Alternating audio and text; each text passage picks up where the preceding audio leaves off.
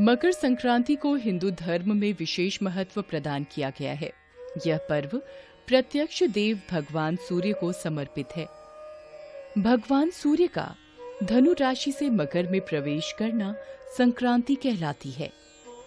ज्योतिष शास्त्र के अनुसार मकर संक्रांति के दिन सूर्य उत्तरायण होते हैं। इस दिन पर सूर्य दक्षिण की यात्रा समाप्त कर उत्तर दिशा की तरफ बढ़ते हैं। संक्रांति के दिन व्रत और दान का विशेष महत्व बताया गया है। कहते हैं कि इस दिन किया गया दान 100 गुना अधिक फल। इसलिए मकर संक्रांति के उत्सव पर तिल का दान किया जाता है। मकर संक्रांति व्रत विधि। मकर संक्रांति व्रत की चर्चा भविष्य पुराण में भी मिलती है। भविष्य पुराण के अनुसार सूर्य के उत्तरायण होने पर संक्रांति व्रत करने की मान्यता है। इस व्रत में संक्रांति के पहले दिन एक बार भोजन करने के बारे में बताया गया है। संक्रांति के दिन तेल और तिल मिश्रित जल से स्नान करना चाहिए।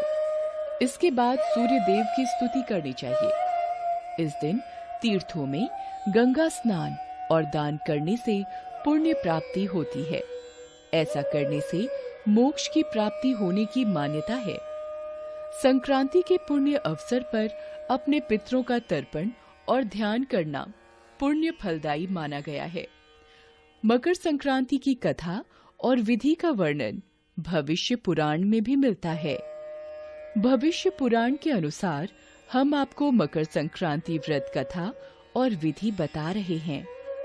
मकर संक्रांति व्रत कथा 1।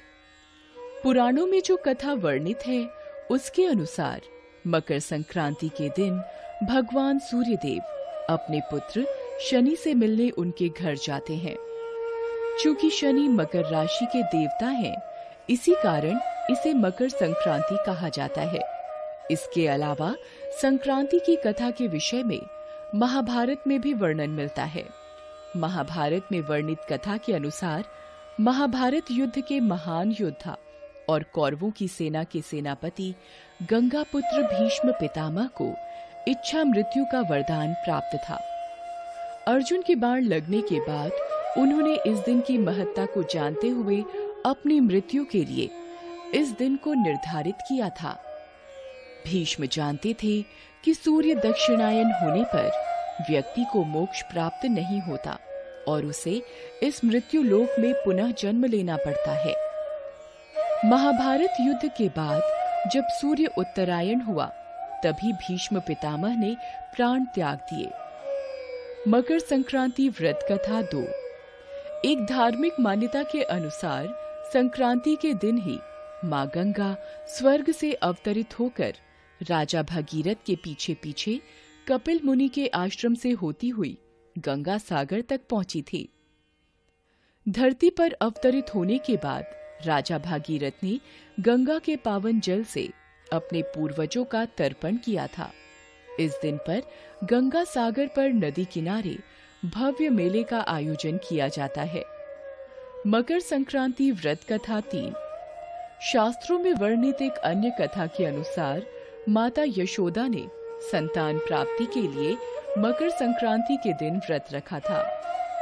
इस दिन महिलाएं तिल, गुड़ आदि दूसरी महिलाओं को बांटती हैं।